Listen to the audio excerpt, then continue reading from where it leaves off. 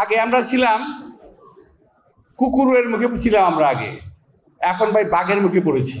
প্রথম দিকে যারা করেছিল আমাদের নেতা তারেক রহমান প্রায় 1 থেকে 1,500-এর মতো দল থেকে বহিষ্কার করেছে। আমরা তাদের বিরুদ্ধে ব্যবস্থা নিয়েছি, এখন নাই। তাহলে এখন চাঁদাবাজি করছি কারা? আমার বদ্ধমূল ধারণা, বাংলাদেশের স্বাধীনতা সার্বভৌমত্বকে যে রক্ষার জন্য শহীদ রাষ্ট্রপতি প্রাণ দিয়েছেন, যে রক্ষার জন্য আমার নেত্রী বেগম খালেদা জিয়া এত বছর জেল খেটেছেন, যিনি আজকে মৃত্যুর মুখোমুখি, যেই স্বাধীনতার কারণে আমার নেতা তারেক রহমান দেশের বাইরে আছেন, সেই স্বাধীনতার সার্বভৌমত্ব আজকে হুমকির মুখে। শুধু একটি কথা আমি স্পষ্ট বলতে চাই, আগে আমরা ছিলাম, কি বলবো এটাকে, আবার তো সমালোচনা হবে হোক। আগে আমরা ছিলাম কুকুরের মুখে ছিলাম আমরা আগে, এখন ভাই বাঘের মুখে পড়েছি। এই কথাটা আপনাদেরকে অনুধাবন করতে হবে। কুকুরের মুখ থেকে বাঘের মুখে পড়েছি। সিন্দাবাদের বুড়ো আমাদের ঘাড়ে চিপে বসেছে, ঘাট থেকে আর নামতে চান না, ওনাকে ঘাট থেকে ঝাঁকে দিয়ে নামাতে হবে। আমাদের নির্বাচন হাসিল করতে হবে, আদায় করে নিতে হবে। জনগণের ভোটের অধিকার আমাদের ন্যায্য অধিকার, এটা আমাদের পাওনা, হিসাবের পাওনা আমরা বুঝে নিতে চাই। আমরা ভিক্ষা চাই না, আমরা হিসাবের পাওনা চাই।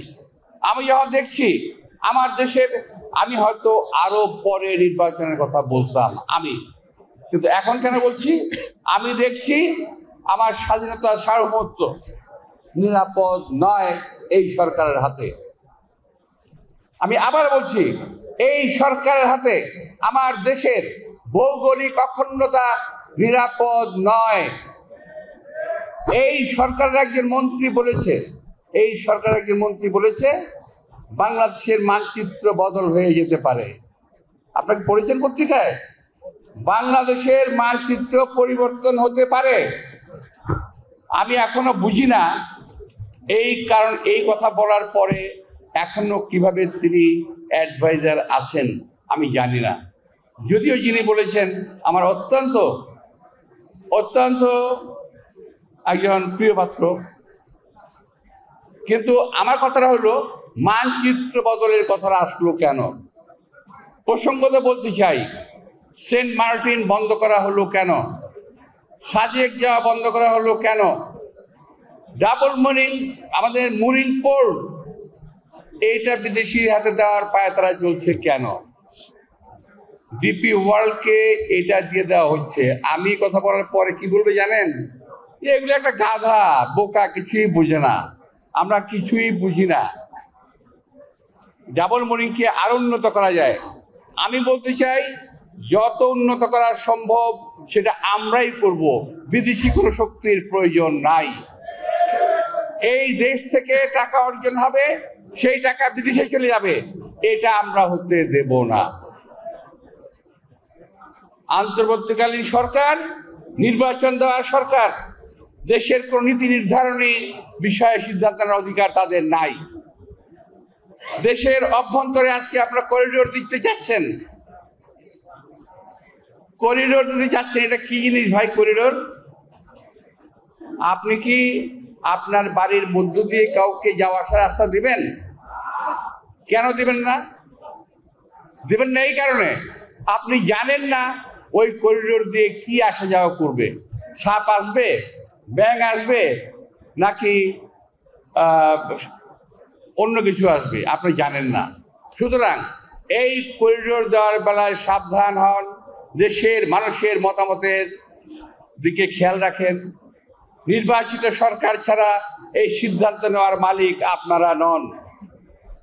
আমি আবারও বলছি, এই সিদ্ধান্ত নেওয়ার মালিক আপনারা নন।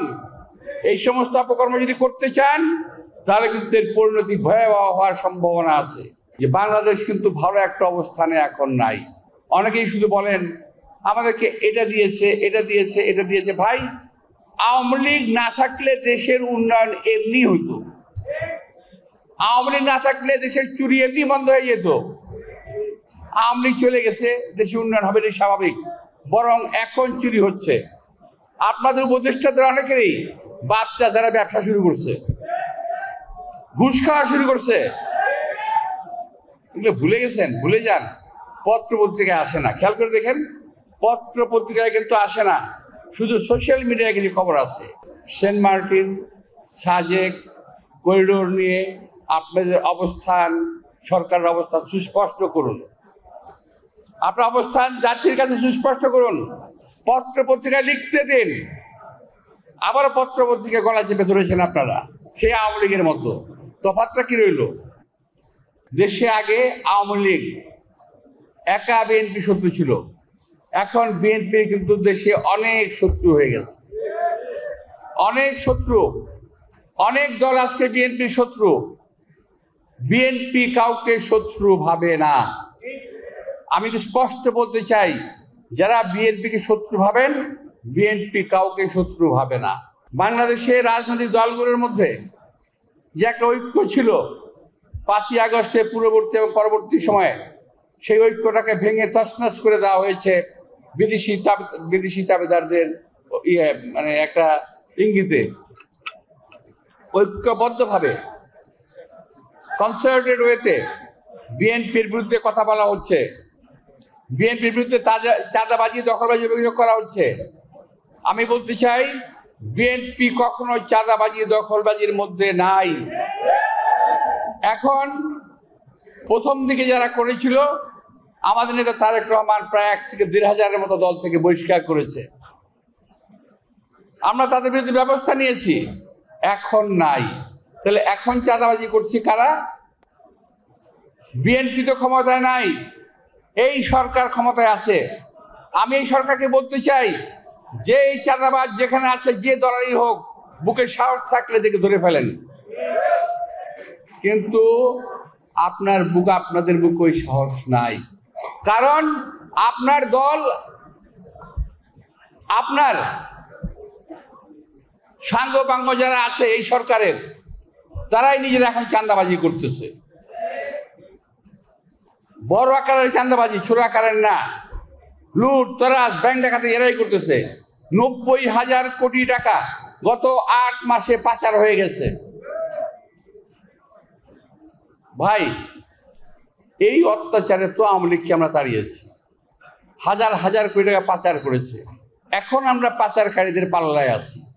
পত্রিকা খুলে দেখবেন, এই সরকারের বিরুদ্ধে কোনো কথা লেখা হচ্ছে না। কোনো পত্রপত্রিকায়, ইলেকট্রনিক মিডিয়া, কোনো মিডিয়াতে সরকারের বিরুদ্ধে কোনো কথা নাই, সরকারের সমালোচনা নাই। মিডিয়ার আজকে স্বাধীনতা নাই। আওয়ামী লীগের সময় স্বাধীনতা ছিল না, আজকেও স্বাধীনতা নাই। একটাই কথা শুধু, বিএনপি, বিএনপি আর বিএনপি। বিএনপি কি করছে, বিএনপি কি করছে, আর বিএনপি কি করছে? এই বিএনপির বিরুদ্ধে লেগে আছে ওরা। কারণটা কি? ওরা ঘুমিয়ে ঘুমিয়ে স্বপ্ন দেখেন, ওরা একটা বাস্তব স্বপ্ন দেখেন এবং ঘুম থেকে জেগে ওঠেন ভয়ে। সেটা হলো, বিএনপি তো ক্ষমতায় আসতেছে, নির্বাচন দিলে বিএনপি ক্ষমতায় আসবে, এটা তারা নিশ্চিত হয়ে গেছে। অন্য সকল রাজনৈতিক দল ওরাও নিশ্চিত হয়েছে, এই সরকারও নিশ্চিত হয়েছে।